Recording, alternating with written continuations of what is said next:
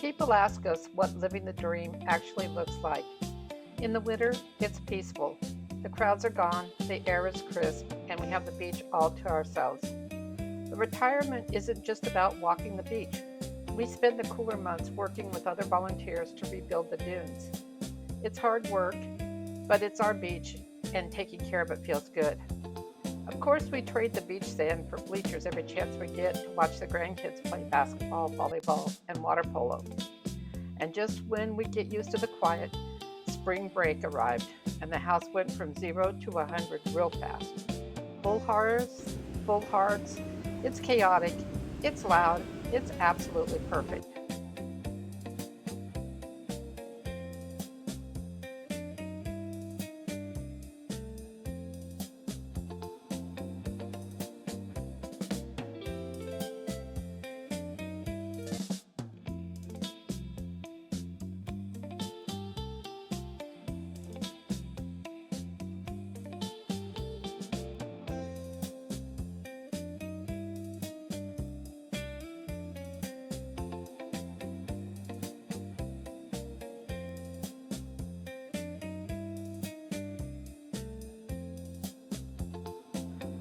For Norman and our son Patrick, the captain of Team Lowball, they faced a technical challenge.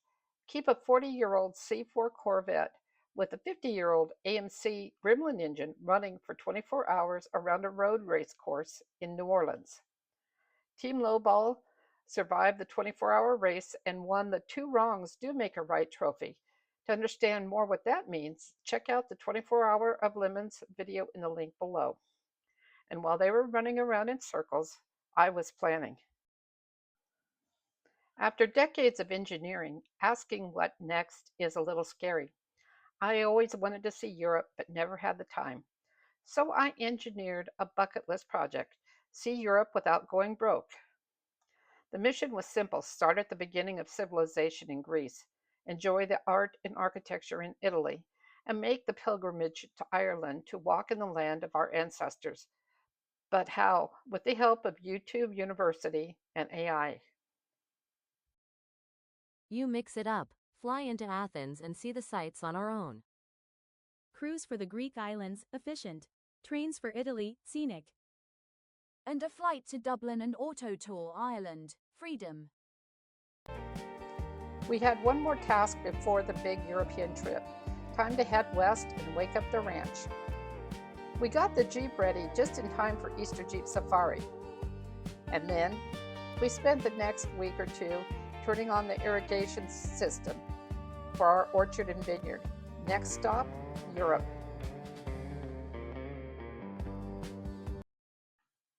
We flew into Athens and started our European vacation at the cradle of Western civilization, Greece, the birthplace of democracy, philosophy, and geometry. We booked a quaint two-star hotel in the industrial port town of Piraeus near the cruise terminal. And by quaint, I mean the room was mostly bed. But here's the kicker: the staff, legends. They treated us like long-lost cousins in town for a visit. And the food, we weren't in a tourist trap, so the food was real. No photos on the menu, just grandma-level cooking. The plan: take Metro to Athens for the sights. After a day of recovering from jet lag, first stop, Acropolis. They tell you it's a hill. They don't tell you it's a marble stairmaster, worth every step. We joined the pilgrimage up the sacred rock and then turned the corner, and history just hits you: the Parthenon. It's breathtaking. I like the porch with the ladies holding up that roof for 2,500 years. But the real show is the view. You can see the whole world from up here. Ancient city below, modern city all around. Athens was incredible, but we needed to find the water again. So we headed south along the coast, the Greek Riviera. And then there it was, perched on the edge of the world, the Temple of Poseidon. As an engineer, I looked at those columns standing here for 2,500 years against the wind and saw I'm humbled. They built this to last, and they picked the best view in Greece to do it. We've seen a lot of sunsets in Surfside, but watching the sun dip into the Aegean Sea It's the same sun, it's different magic. Okay, confession time. We're not cruise people. The idea of formal dress and assigned seating, not our vibe. We usually grab a backpack and figure it out. But we crunched the numbers and realized the most cost effective way to hit our Mediterranean bucket list was actually a cruise. So we thought of it as a floating hotel that drops you off at a new destination every morning. Stop one, Mykonos. We started the day feeling like logistical geniuses. We were the first ones off the cruise ship, bought the sea bus to the old port, and bought our ferry tickets to Delos. Easy. We had an hour to kill before the boat left to Delos. We thought, let's stroll over and get a picture of us by the famous windmills. Big mistake. We entered the town before the shops opened. It was like a ghost town. Here's a fun fact about Mykonos. It was designed like a maze on purpose to confuse 18th century pirates. Well, it turns out it also confuses 21st century tourists. We barely made it back for the 10 a.m. ferry. We sat outside to catch our breath, and finally, we got to see Delos. Ancient history, mythological birthplace of Apollo and Artemis, incredible ruins, and best of all, no more winding streets to get lost in. Norman absolutely loved this island, great history, amazing photography, small crowds, and a mountain to hike.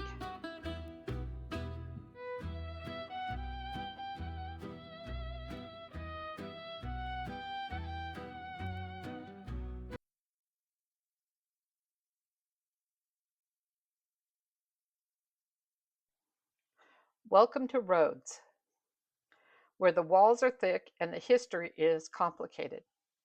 We decided to walk the perimeter. It's huge. The Knights of St. John built this to keep everyone out, and today it keeps tourists in. Then we went inside. Total identity crisis. One minute you're walking down a medieval Gothic street that looks like France, very knight in shining armor. And then you turn a corner and boom, you're at an Ottoman bazaar. Mosque and spirals, it's like GPS glitched, and you're now in Turkey. It's a melting pot. The Crusaders left the stones, the Ottomans left the style, and we left no crumbs behind because walking 4,000 years of history makes you hungry. At Crete, the bus dropped us off in the middle of a modern city. We hiked 10 blocks through traffic and dodging cars and noise, thinking, where's the history?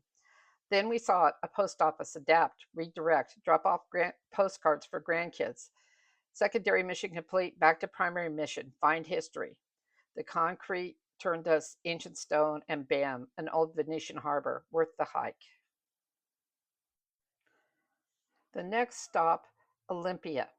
The drive up to Olympia was pretty and the sight was amazing. We got to see where they light the Olympic torch prior to each Olympics. They use a parabolic mirror to concentrate the sun's rays to light the torch.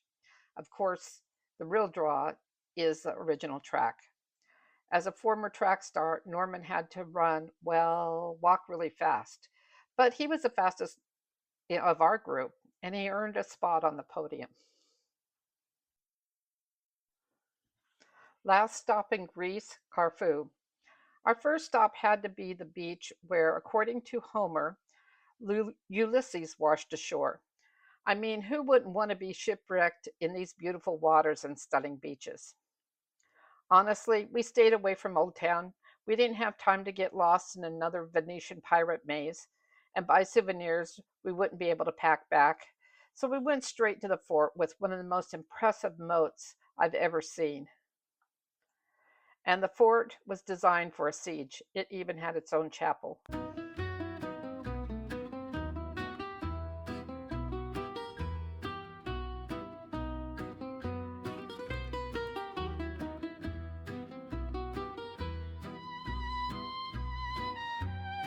In Turkey, we were rushed through the chaotic crowd and shouting vendors by our guide to an air-conditioned Mercedes van like some minor celebrities. We booked a private tour because we had a full itinerary and it was surprisingly affordable. Ephesus is one of the best preserved ancient cities in the Mediterranean. It used to be a port town, but the river silted up, pushing the sea miles away. We skipped the line by starting where the senators met. We strolled through the streets, past various temples to the leaders of statues of Nike. Next stop was the social media of the ancient world, the public latrines. Roman toilets were communal. Wealthy citizens gathered here and discussed politics, business, and gossip. I prefer partitions. Next stop, the Library of Celsius, stunning architecture built in the 2nd century AD to store 12,000 scrolls and serve as a mausoleum for Celsius, the Roman governor. Our guide whispered the real history. Apparently, there was a tunnel connecting the library to the brothel across the street. This allowed the men of Ephesus to tell their wife, "Honey, I'm going to the library to study," when they had other plans. Next, the Great Theater, seating capacity 25,000. This is where St. Paul tried to preach against idol worship, causing local silversmiths who made money selling statues of Artemis to riot. Then he started writing them letters. We drove up the hill to St. John Basilica, built over the believed burial site of the Apostle John the Apostle. We stood at the grave of the man who wrote the book of Revelations. It was a somber, holy place. They had an amazing running water baptismal here. Our guide pointed out the fortress on the hill above us and the temple of Artemis below us. From this one spot, you could see pagan, Roman, Byzantine, and Ottoman history. We drove past the House of Mary and successfully avoided buying a Turkish carpet and paid our respects to an apostle and gained a lot of knowledge. Ephesus 10 out of 10. We sailed from Corfu through the Strait of Manissa, Sicily to the west, Italy to the east. We sailed past the Stromboli volcano actively venting and into the port of Naples, where we took a guided tour of Pompeii. First stop, the Teatro Grande. This theater holds 5,000 people. The VIPs sit in the front on marble seats. Next stop, the streets. Most people didn't cook at home. Pompeii had over 30 bakeries and their own version of fast food restaurants where they had pots of food ready to serve. The next stop, a private home. The floors were original mosaic, thousands of tiny stones hand placed. And look at that wall, deep red. That is Pompeii red. This wasn't a ruin to them. This was their home. Sunlight would come through the roof and hit the pool of rainwater below. When you see the paintings, it's beautiful. It's amazing how well preserved they are in the ancient time. Next stop, the main square, the forum, the shopping mall, the courthouse, the city hall, all in one. Look at that view. Talk about a photobomb. People stood here, standing there, looking at that mountain. Finally, we stand at the Temple of Jupiter. They're massive. It reminds us that even the greatest empires eventually became a selfie spot. From our cruise, we took a train to Rome and then took the metro to a quaint guest house just a couple of blocks from the metro station in the Vatican. We checked in and then took metro over to the city center for our tour of the Colosseum.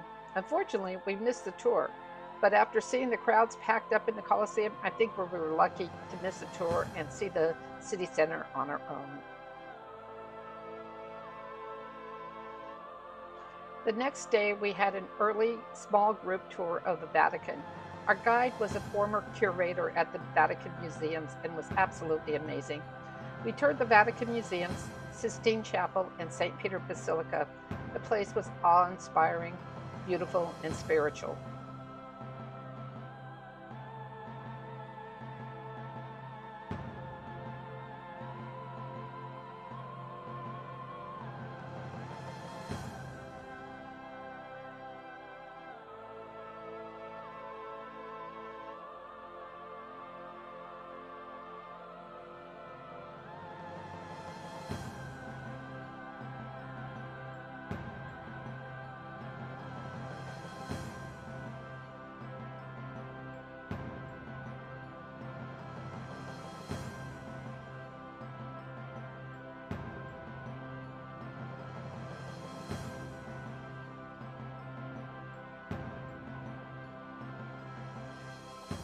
That night, we met Susan and Kyle from Norman's racing team in Rome for dinner and climbed the Spanish Steps both before and after dinner to burn all the calories from the amazing meal.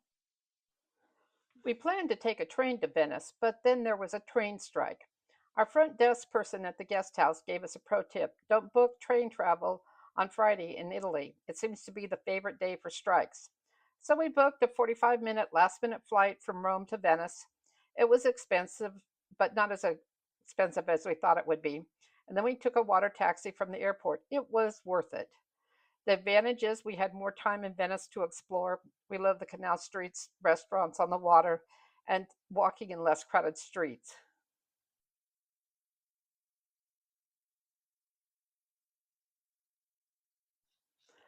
We flew from Venice to Dublin, Ireland. Pro tip: arrive early for flights out of Venice. The check in lines are long, and security is complicated.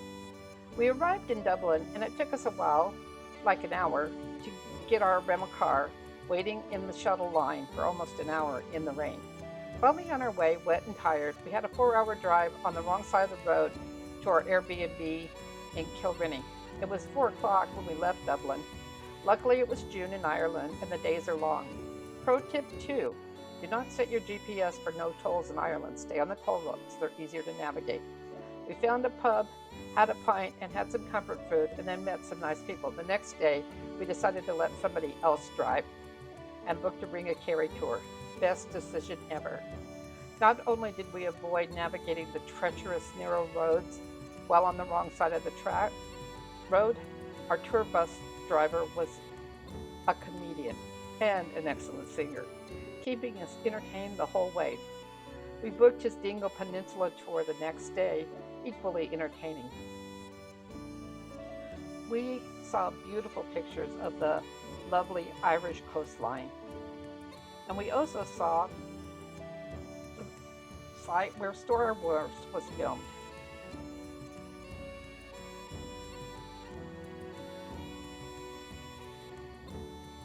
On our drive back to Dublin, we took our time and we stopped at Blarney Castle in Cork County. It was absolutely amazing.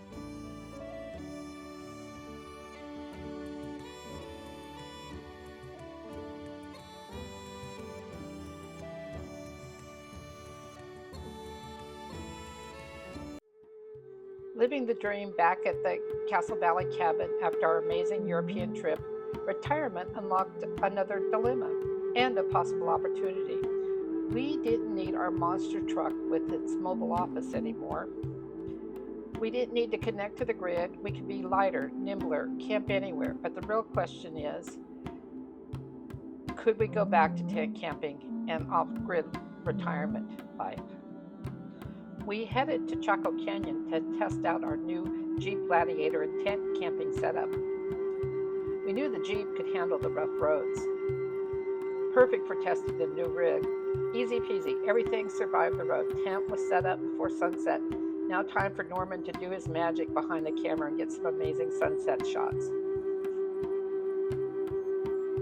We survived a monsoon rain in the tent, and then we met up with our daughter, her husband Jay, and our grandsons William and Finn. And honestly, we didn't need a park ranger. We had William. Seeing this history through his eyes was an absolute wonder, even better than guidebooks. There. I don't know, let's find out. Oh, it's because we have stairs. Let me count. There's 1, 2, 3, 4, 5. Hey, look, there's more ways. Look how small these people are. Look at the doorway, how small they are. I can't hardly fit through there. But you can bend. That's what I'm going to have to do. Look at Grandpa, I can hardly make it. Yoink. Wow, there's a lot. Hey, Grandpa, you come with me. Let's go this way. I can wait for brother. What's that? Oh, that's. What is that again? I'm guessing we used to grind like corn or something like that on there. Hey, What's inside that doorway? What's inside that door? We're turning all over first. with this one. Oh wow, look. We can't get up there. Let me see. But there's a doorway. Let's go. Oh look, another doorway. And another, and another, and another. Yeah. There's a lot of doorways. Wow. Gotta take a picture of this. Take your picture on that. Okay. There. Really short people. Yeah. Hey, look. That arrow's telling us to go that way. It's telling us to go that way. It's telling us to go. Catch up to you, we'll see. Watch it come through. It tells us to go that way because the arrow is pointing that way. Okay, let's look. I'm just gonna look that way. What's in there? Just look at the camera on. What do you see? So many dead ends. What do you see in there? Okay. Another doorway, but that arrow tells us to go that way. Yeah, because. Oh wow! Look, 2 doorways. Let's go with the black one. Black hole. Let's see what's in the black hole. Wow, it's so dark in here. I took a picture automatically. William earned his Junior Ranger badge this trip, and the Gladiator passed the test. We headed back to our cabin in Castle Valley. Our daughter and her family joined us, and the boys enjoyed playing around the ranch. They went jet boating.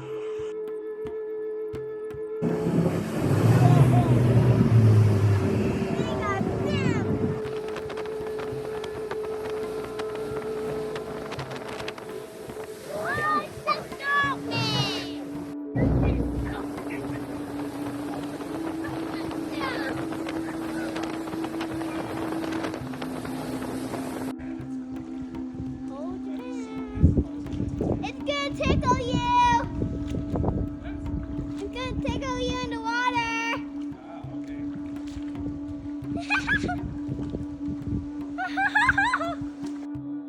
They hiked up Mill Creek Falls.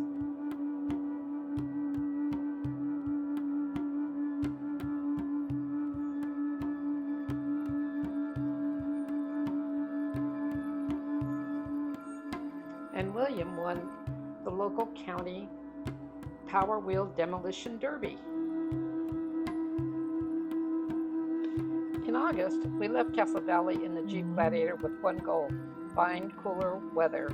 Here's the math of that terrible idea: 1 road trip, 2 cave tours, 3 national parks, 4 states, 5 heads carved in granite, and 1,665 miles of mostly sweating. Day 1, Rocky Mountain National Park. We found the heat, 98 degrees. But don't worry, Mother Nature has a sense of humor. It dropped down to 52 on the summit, but back up to 80 at camp. We camped at Estes Park.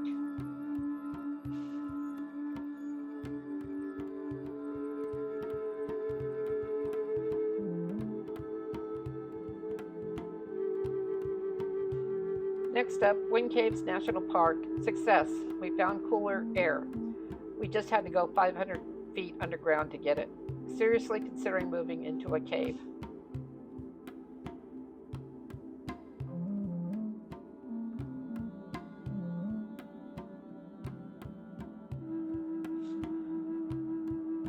We tried a quick run over to Badlands, but ran into a massive bison blockade on the way, dozens of them. They don't care about your itinerary. We did a quick tour of the Badlands, temperature 98 degrees.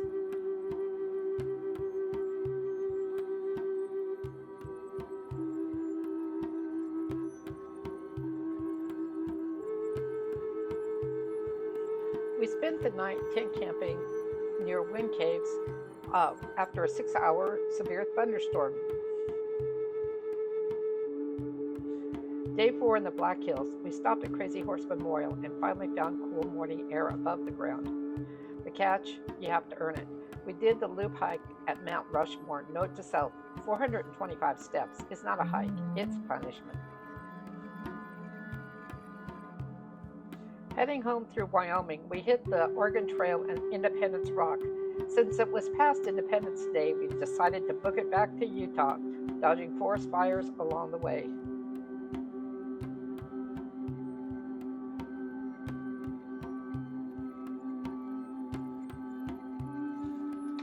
met up with college friends at Great Sand Dunes National Park. The beauty of Great Sand Dunes is you don't have to choose. For our friends from Steamboat Springs, they got to ski. And for us, being in the Moab, we got to go hike in the mountains. The best part was campfires with old friends.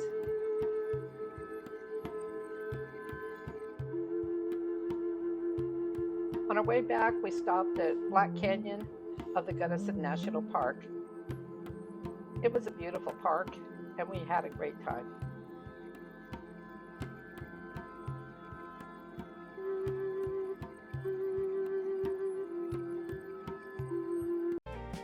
Living the dream in the fall means appreciating the change in seasons, taking advantage of the fall break our grandkids have, and of course, Lemons Racing.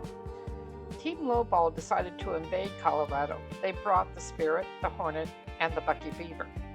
Steve, Kyle, Norm, and Greg drove the Hornet, a team effort. But the Spirit, there was only our son and team captain, Patrick, one driver, the whole flock. He called it Misagi Racing. Rule 1, make it hard. Rule 2, don't die. Patrick's a flight paramedic. He knows about 24-hour shifts that never end. Harvey, COVID, Uri, Topless Beach weekend. The result, 24 hours of racing, 0 black flags, no mechanical failures. The Beaver is pleased. In October, Patrick's kids spent fall break with us. Welcome to fall semester at Castle Valley University.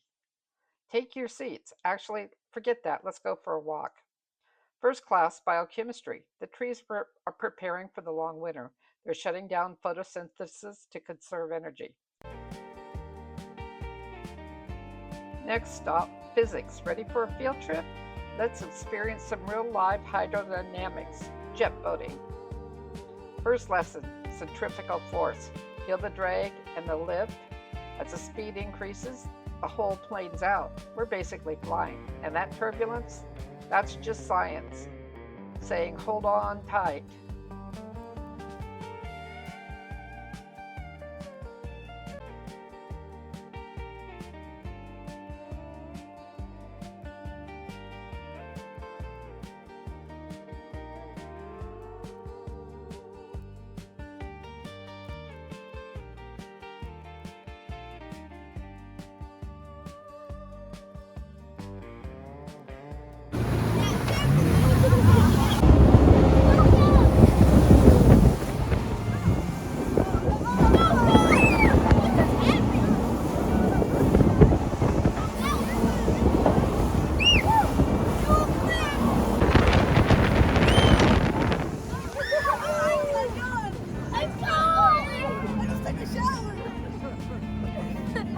He's the most wet.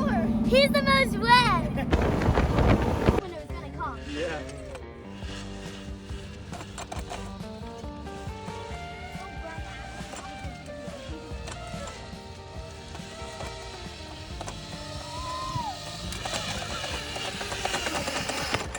Next stop, moving to Newton's law of motion. An object stays in motion, usually until it hits the end of the zip line. We'll throw a little gymnastics in for extra credit.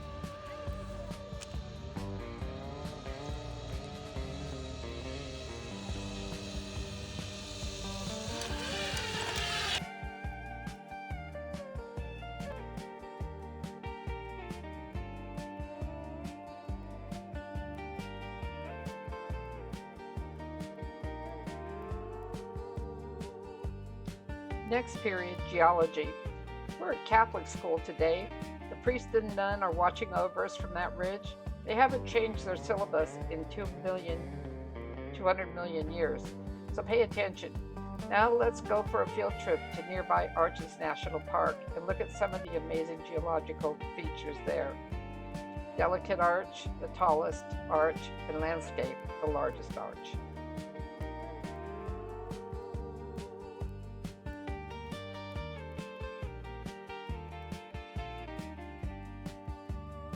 Now for a hike to learn thermodynamics at Mill Creek Falls, specifically thermal conductivity.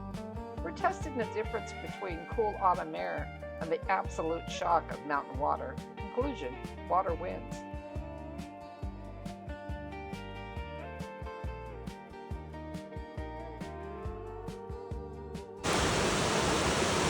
she did it! Oh my god!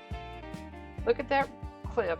It's only 3:30 in the afternoon and the sun is already setting behind the rim. It's the valley. Astronomy starts early. Now be real quiet. Behavioral biology. The mule deer have come down from the mountains to their winter home. They're masters of blending in with sagebrush. It's time for night class. The moon is rising in the gap between Patriot Mesa and Castleton Tower. The horizon is a calendar. It's telling us exactly what season it is. Back in July, it rose over the La Salles, then Patriot Mesa, and now between the Mesa and the Tower. But wait, there's extra credit. Atmospheric physics, the northern lights, solar winds smashing into the atmosphere, a neon light show right here in the desert.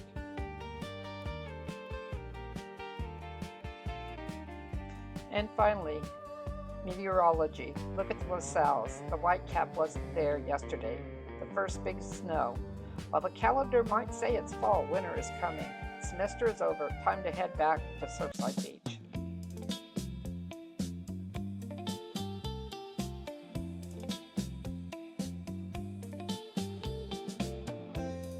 Kids in the 60s, wild and free, caught between the mountains and the deep blue sea. Two different worlds colliding in an airstream. Whatever it was, we are quite a team. Saltwater heart and a sagebrush dream. Now playing with grandkids